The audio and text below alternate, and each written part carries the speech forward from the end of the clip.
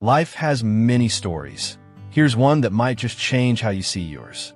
When you say you want something, do you realize that everything in the universe conspires to help you achieve that thing? What you want to do tomorrow, your next task, your big move, even your dreams, all these are heard by the universe. But you're not the only one in the world with wants that the universe knows. So here's the hard truth. You'll need to show that you really want what you say you want. And the gateway to doing that isn't about convincing anyone else. Not your family, your friends, or even the universe itself. The one person you need to convince first is you. Let me show you how I learned this from the most basic, seemingly trivial, yet oddly revealing act, going to church. Last Sunday, after many Sundays of no-show throughout the past year, I finally found my way back to church. Not even my family's usual church, but a different one altogether. A pastor friend of mine had been trying for months to get me to visit his church. In April, I told him I would, but nothing happened. Excuses, delays, promises without follow-through. Now fast forward to last week. I bumped into him on a random Wednesday. Mid-conversation, I said casually, "Oh, I'll pass through church this Sunday." Mind you, he hadn't even asked.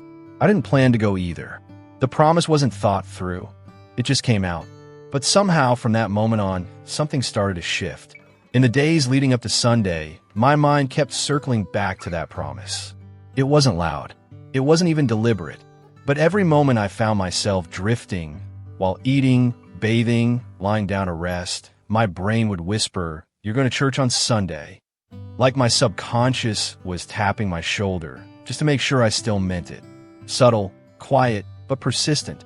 Almost like my own mind was asking, do we really want this? Now, let me be real. Saturday night came, and I stayed up to watch a football match that ended at 1 a.m. That was my golden excuse. Normally, I would have used that as a license to cancel my plans. I slept late, I'm tired, maybe next week. You know the drill. But this time, the last thing I whispered to myself before sleeping was, I'm still going to church. And guess what?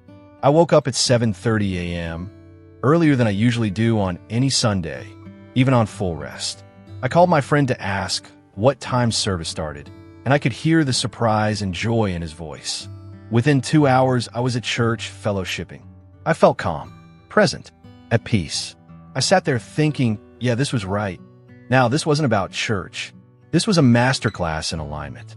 And it taught me something that every one of us needs to understand. 1. The subtle power of declaration. I hadn't really planned to go. I just said it. But once I said it, something shifted. There's something powerful about words, even when they seem casual. When I told my pastor friend I'd come to church, it wasn't a vow. It wasn't dramatic. But that sentence went ahead of me and began doing its work. Your words don't just float off. They echo inside you. They start shaping your intentions. They become the frame your next few decisions are built around. Think about it. How many times have you casually said, I'll start next week, I'll check it out, I'll apply, and then suddenly your mind won't let you forget? That's not guilt, it's alignment in motion. It's a signal you've sent to yourself. And once it's sent, the rest of your system begins listening. 2. Mental repetition is not doubt, it's alignment. All I could find myself doing was my mind circling thoughts about going to church. It wasn't doubt. It was my mind checking in. Are we still doing this? Do you still want this? This kind of internal repetition is easy to misread. You might think it's hesitation, but really, it's alignment testing your consistency. You don't build desire by repeating affirmations out loud. You build it by allowing the thought to live inside your mind long enough for your spirit to respond. In those little random moments while brushing your teeth or washing a plate or walking down the road, those flashes where the same thought comes up again and again. That's momentum. That's your inner system saying, let's build on this. Every time the thought returns, it's like your mind laying another brick in the path. 3. Mind-body-spirit alignment doesn't require effort. It requires clarity. I stayed up till 1 a.m. and still woke up at 7:30 to go.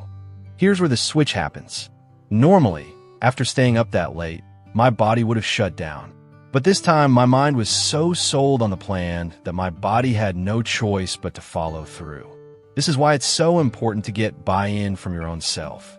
Once your desire becomes clear and real to you, your body stops needing permission. It obeys. That's not discipline, that's inner harmony. People often talk about pushing themselves to do things.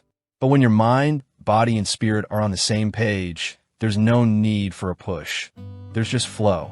The resistance vanishes. You're not trying to move mountains. You just move. 4. The universe isn't out there. It's already in you.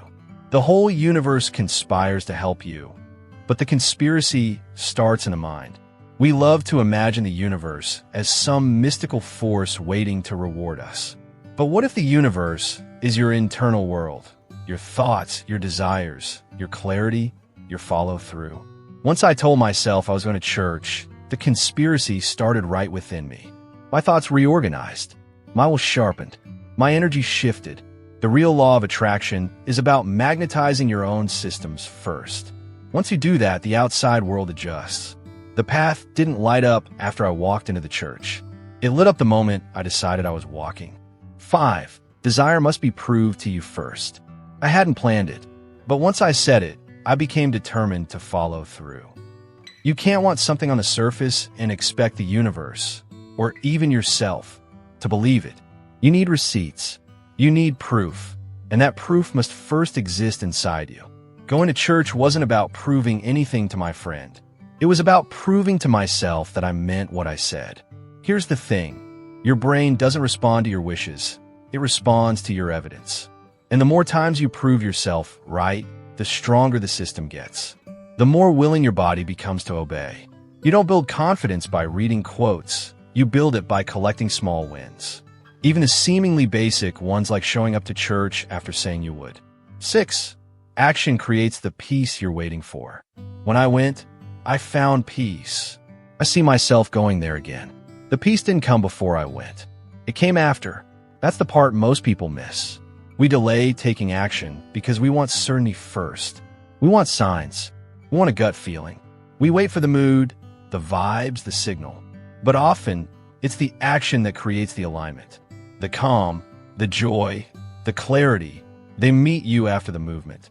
You don't receive them by thinking. You unlock them by doing. And when you act from a place of inner conviction, even if the act is small, what you find is satisfaction. That satisfaction is your proof that you did something right. That's what keeps you going. That's what pulls you back again, even when you're tired. So, it was just church, right? But here's where you sit up and think. This whole process was about just going to church, a simple performative act, something that doesn't even rank on the ladder of life's greatest ambitions. So now ask yourself this. If this much alignment and subconscious coordination was required just to fulfill a Sunday promise, how much more will it take for you to chase your dream? To change your life? To write that book, start that business, learn that skill? You think you're going to manifest success without fully selling the idea to yourself first? Think again. Every little step matters. Not because the world is watching, but because you are watching. Your body, your soul, your spirit, they're all waiting for instructions.